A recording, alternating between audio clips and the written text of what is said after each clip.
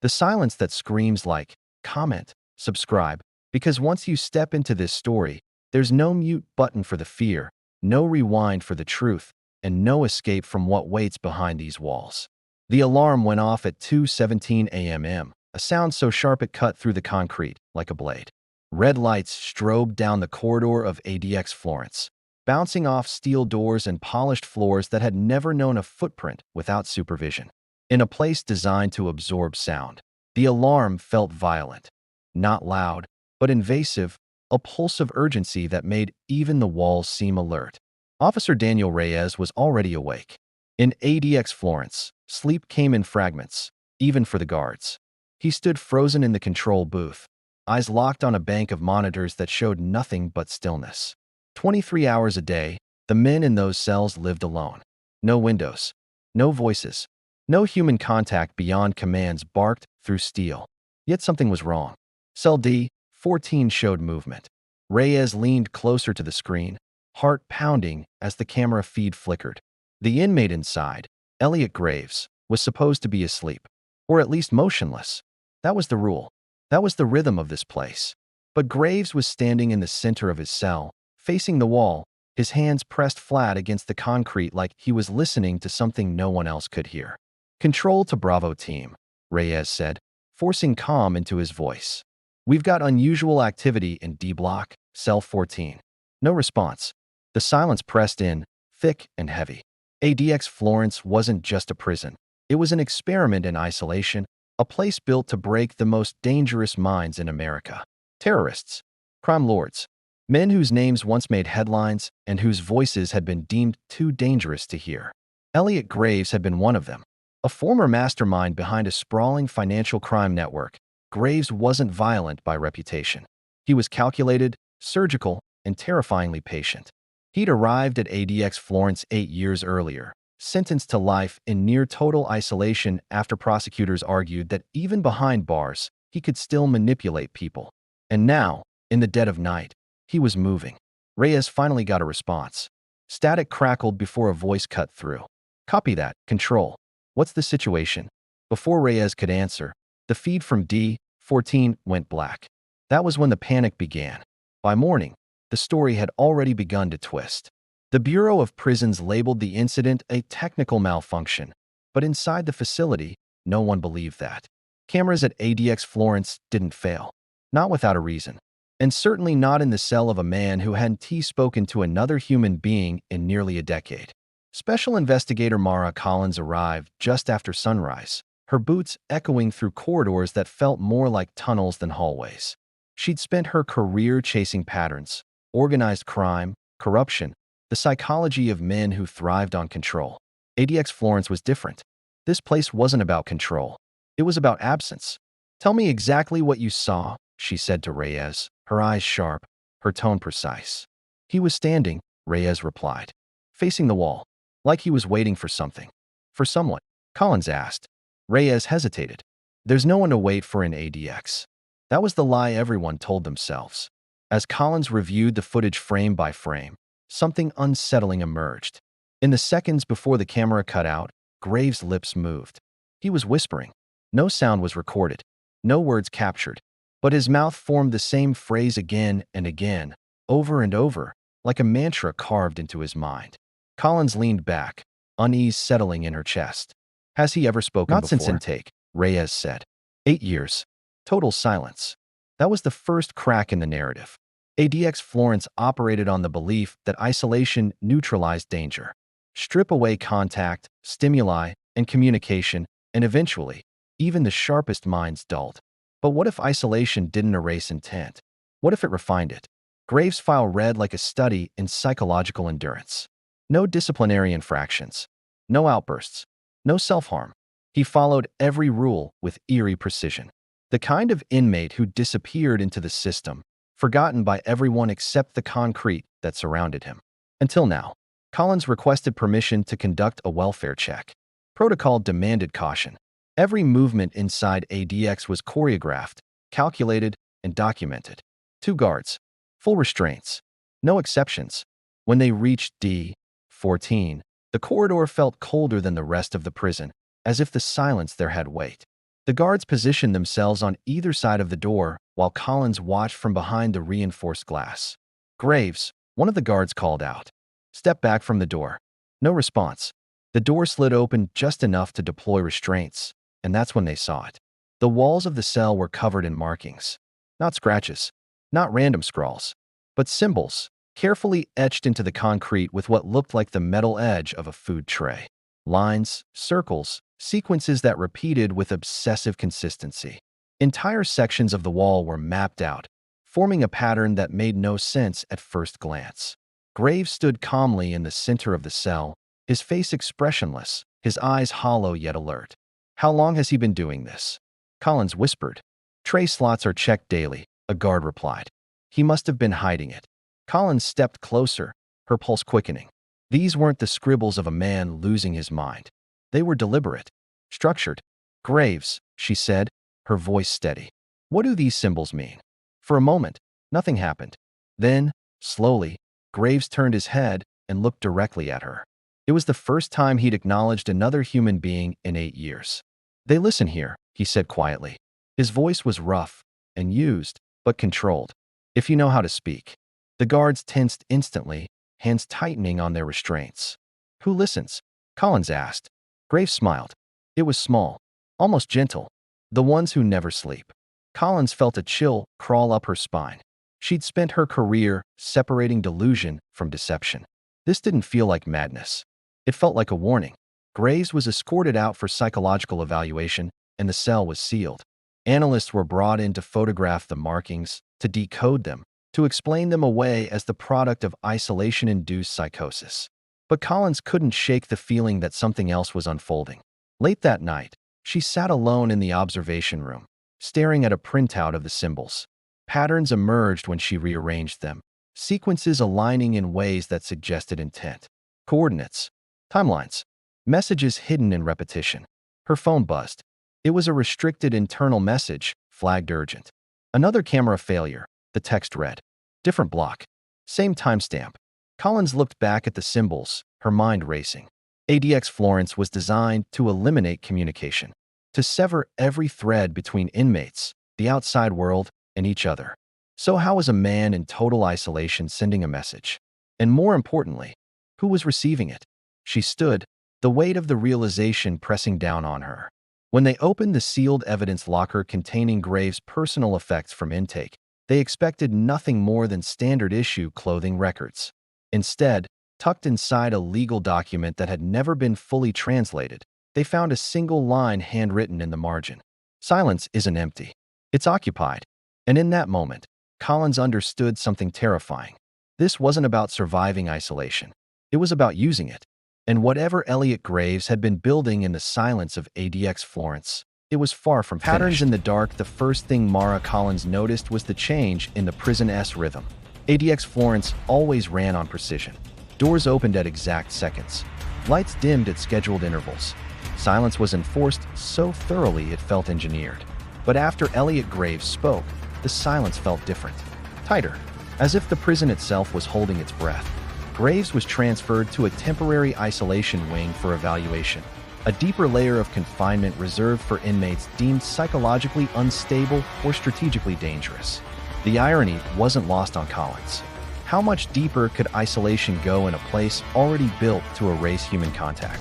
She stood behind the reinforced glass as Dr. Alan Whitaker, the facility's senior forensic psychologist, began his assessment. Whitaker had spent 20 years studying minds pushed to their limits. He believed in patterns, data, and clinical distance. Yet even he seemed unsettled. "Elliot," Whitaker said calmly, sliding into the chair bolted to the floor. "Do you know why you're here?" Graves sat across from him, wrists cuffed, ankles chained, posture relaxed. He looked thinner than his intake photos, but his eyes were sharp, too sharp for a man who spent years alone with nothing but his thoughts. "Because I finally answered back," Graves replied. Whitaker paused. "Answered who?" "The silence," Graves said. "You'd be surprised how talkative it gets when you listen long enough." Collins watched from the observation room, her jaw tightening. This wasn't incoherent rambling. Graves was choosing his words carefully, each sentence placed like a chess move. Whitaker leaned forward. "You mentioned someone was listening. Can you explain what you meant?" Graves smiled again. That same faint curve of the lips. You build a place where no one can talk to anyone else. But you forgot something, Doctor. Isolation doesn't stop communication. It changes its shape. What shape? Whitaker asked. Patterns, Graves replied. Schedules. Lights. Sounds you don't notice because they're always there. Whitaker glanced briefly at the observation glass, aware Collins was watching. Are you saying you're communicating through prison systems? I'm saying the prison is already speaking, Graves said softly. I just learned its language. The session ended with more questions than answers.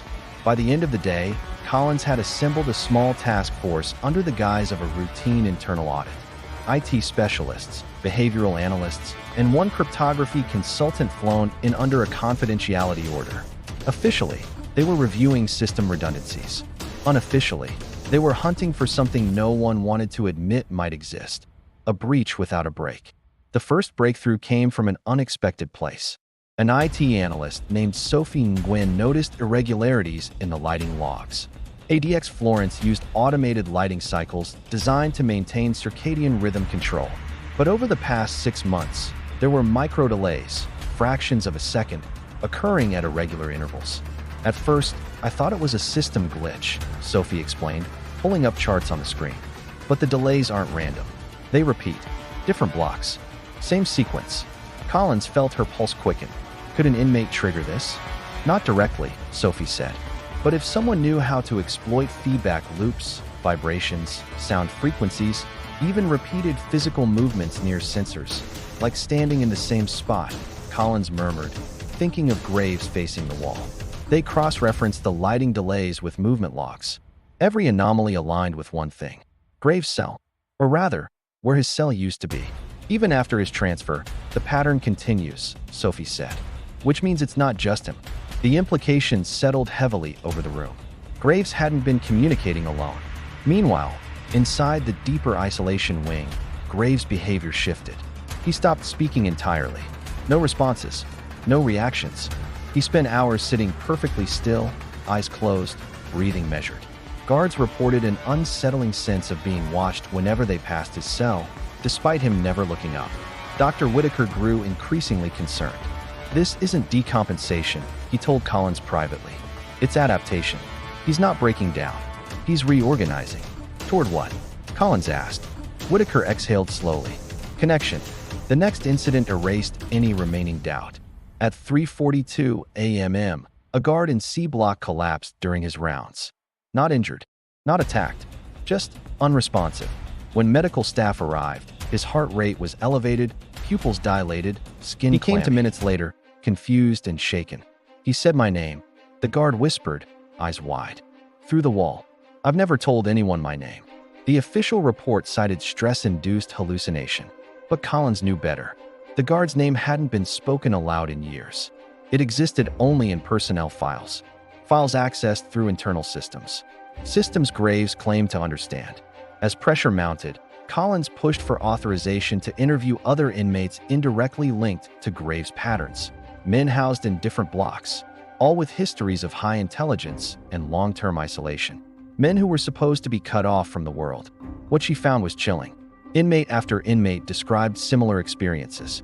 Rhythms, signals, the sense that the prison itself was guiding them, offering structure in the void. Some had begun tapping walls in time with distant mechanical hums. Others counted light flickers, mapping sequences in their heads. None of them had spoken to Graves, yet they were all following the same pattern. This isn't a conspiracy, Whitaker said during an emergency briefing. It's convergence. Extreme isolation forces the mind to seek order. Graves just accelerated it. Or orchestrated it, Collins countered. She ordered a full forensic sweep of Graves' original intake materials. Every document, every note, every piece of writing that had ever entered his cell. Buried in an old legal filing was a reference no one had followed up on. A defunct academic paper Graves had authored years before his arrest, exploring nonverbal communication systems in closed environments. The paper had been dismissed as theoretical. Now, it looked like a blueprint. ADX Florence was the perfect laboratory, Collins realized aloud. He didn't need to talk. He needed time. The warden pushed back hard. Are you suggesting an inmate is running some kind of network from inside my prison? I'm suggesting the network is the prison, Collins replied. That night, Collins stayed late, pacing the observation deck as the facility settled into its artificial night. Lights dimmed, doors locked, silence returned. Then, one by one, the corridor lights flickered. Not a malfunction, a sequence. Sophie's voice crackled over the secure line. It's happening again. System-wide. Collins watched the pattern unfold, her mind racing. Graves wasn't sending messages anymore. He was responding. She ordered an immediate lockdown of all non-essential systems. The lights snapped to emergency mode, bathing the corridors in cold white glare. For a moment, everything froze. Then her phone buzzed. A message appeared on the secure internal device. One that should have been impossible. Language established, it read.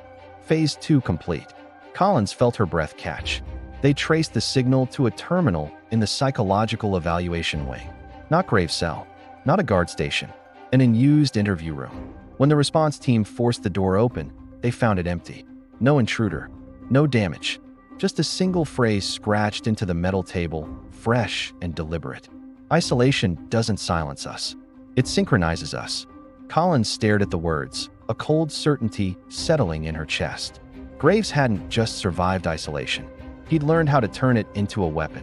And whatever Phase 3 was, it was already underway. The sound of no one by the time dawn broke over the barren hills of Colorado. ADX Florence was no longer silent. It only felt that way. Agent Mara Collins stood in the central control room, surrounded by blinking monitors and pale-faced technicians who hadn't slept. Every system had been rebooted, every external connection severed. The prison was operating on internal power only, a fortress turned inward on itself. Yet the patterns continued. Not through lights anymore. Not through doors or schedules. Through people. Guards began reporting the same dreams. Inmates who had never spoken to each other started requesting identical books, the same obscure titles on cryptography, psychology, and game theory. Meal refusals followed synchronized rhythms. Even breathing patterns recorded by biometric sensors showed alignment across separate wings. Dr. Whitaker said it first, quietly, like a confession. They're synchronizing. Collins turned to him. Explain. Whitaker rubbed his eyes. The human brain is a pattern-seeking machine. Isolation strips away external noise. What's left is structure. Graves didn't create something new. He revealed something latent, then guided it. Toward what? Collins asked. Whitaker hesitated. Toward collective awareness. The phrase felt wrong in a place designed to annihilate identity. Graves had not spoken in weeks. He hadn't resisted, requested, or reacted. He simply existed, seated in the center of his cell, eyes closed, pulse steady. But the psychological profiles told a different story. His neural scans, taken after an unprecedented court order, showed heightened activity in regions associated with anticipation and strategic planning. He's waiting, Collins said. For? The warden demanded. For confirmation, she replied. That it worked. The confirmation came at 11:17 a.m. A junior analyst discovered a hidden layer in the prison's internal data logs. Not code, not malware. Metadata, tiny fluctuations in how information was stored, accessed, and archived. Graves hadn't hacked the system. He'd taught it to remember differently. Patterns of access formed shapes. Shapes formed sequences. Sequences formed meaning. A language no one had programmed. Except him. Collins requested one final interview. Authorization came with conditions. Full restraints. No visual contact. Audio only, filtered and delayed. Graves would speak into a wall. His voice piped through layers of modulation. When the system went live, Collins sat alone in the booth, heart pounding. Elliot Graves, she said. Do you know why I'm here? A pause. Then his voice, calm, steady, unmistakably present. Because the silence finally spoke back, he said. You built a system of total isolation, Collins replied. No contact, no collaboration. You believed solitude would break dangerous minds. It does, Graves said. Most of the time. And the rest. They adapt. Collins leaned forward. You used isolation to connect people who never met. You exploited routines, structures, human cognition. What? Graves was quiet for a long moment. Because you misunderstood the threat, he said. You thought violence was the danger. It's not. What is, she asked. Meaning, Graves replied. When you take it away, people create their own. Sometimes together. You build a network, Collins said. I revealed one. Graves corrected. It was always there. You just forced it underground. Collins swallowed. What's phase 3? Graves exhaled slowly. Acceptance. The line went dead. Within hours, the situation escalated beyond the prison walls. Federal oversight committees arrived. Psychologists, ethicists, intelligence analysts. ADX Florence was sealed off from media, but rumors leaked anyway. Words like cognitive contagion and behavioral resonance appeared in classified briefings. The conclusion was unanimous and terrifying. Nothing Graves had done violated a single rule. He hadn't communicated directly. He hadn't tampered physically with systems. He hadn't issued orders. He'd simply existed long enough, intelligently enough, inside a system designed to erase connection and shown others how not to disappear. The inmates involved were separated further, transferred, reclassified. Some were moved to facilities overseas under joint agreements. Others vanished into medical wards, diagnosed with disorders that didn't quite fit. But the patterns didn't vanish. They weakened, fragmented, persisted. Weeks later, Collins sat in her office, reviewing the final report. ADX Florence would undergo massive redesigns. Randomized schedules, sensory variation, controlled human interaction. Isolation, it turned out, was too efficient. Graves remained where he was, unmovable. On her last day assigned to the case, Collins requested access to Graves' cell feed one final time. The camera showed him seated, as always, facing the wall. Except this time, his lips moved. No sound was transmitted. Still, Collins felt certain she understood. He wasn't speaking to anyone. He was listening. 3 months later, a prison in another country reported a strange phenomenon. Inmates in solitary confinement began exhibiting synchronized behaviors. No shared language. No contact. No explanation. The report cited stress. Coincidence. Collins closed the file and turned off the light in her office. ADX Florence remained the quietest place on earth. And yet, somewhere in that silence, something had learned how to think. They believed the danger was contained. They were wrong. If you think this story was intense, you're not ready for the next one. Hit subscribe so you don't miss it.